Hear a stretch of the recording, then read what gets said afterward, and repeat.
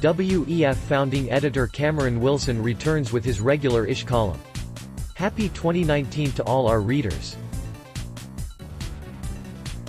The WEF editor's column is back for a new year, but the same old problems appear to still be dogging our beloved Chinese football. China kick off their 2019 Asian Cup campaign a few hours from now with a squad largely filled with many of the same names who have so underperformed in the past. Despite CSL clubs being forced to field U23 for the past couple of seasons, China's squad features just 3 players from this age bracket. It is fair to say that not a great deal in the way of young talent has been unearthed by the rules, which require all clubs to start at least U23 player and use a total number of U23 players not less than the number of foreign players they start. However, there are a few notable exceptions to this who are missing from the China squad. Deng Hanwen, Zhang Shuwei, He Chao are all players in the U23 age bracket, and it's hard to see why none of them made it to Lippi's squad for the tournament in UAE.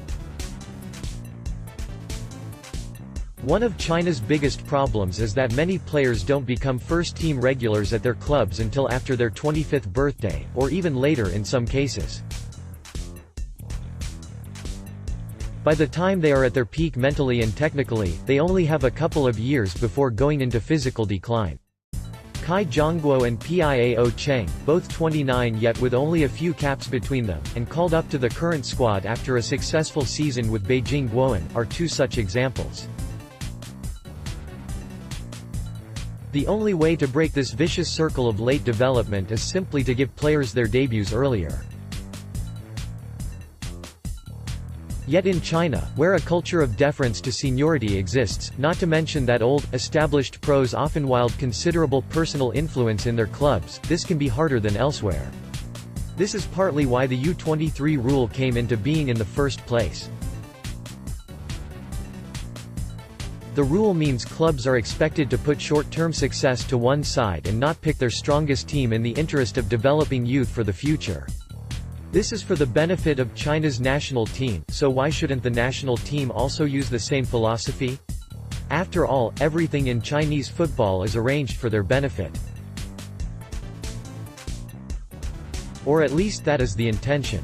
Yet Lippi's squad has the highest average age in the entire tournament. So what's the point in having a U23 rule?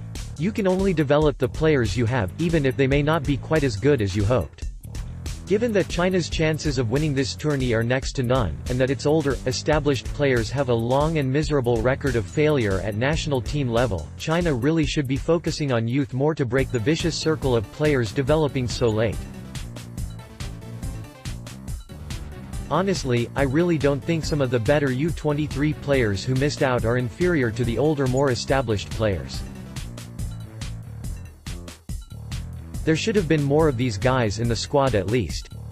But conservative approach rules, and a hypocritical one. CSL teams are forced to put youth ahead of short-term gain, but the national team isn't. This is symptomatic of the CFA's top-down nature. They are fixated on the national team and measure success only by national team achievement. There is no recognition of the complexities of football, the role that a solid league pyramid which is respected and supported properly at all levels plays in the development of the game, nor the fact that a strong domestic league needs some level of independence and not always be subservient to the national team if it is to perform optimally. In China, it's just about the national team, that's it. Yet if the rest of the game was given more space and autonomy, the national team would ultimately benefit.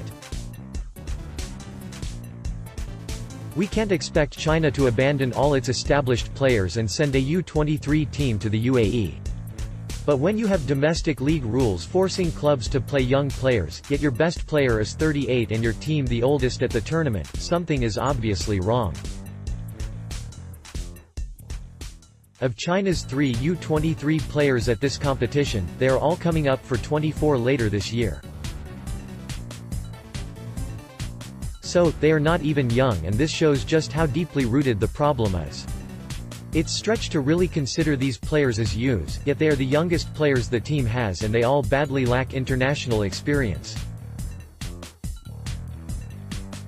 The Asian Cup is the most important competition on the continent, and whilst I think it's a great competition which deserves respect and attention, the reality is the standard is not really much higher than the CSL. In other words, it's a good platform for China's younger players to get valuable experience on, especially as World Cup qualification starts in Asia later this year. Last time around, China had Wu Lei starting in Australia, then aged 23 and very much one of the key players. 4 years later, China doesn't have any standout players under 25.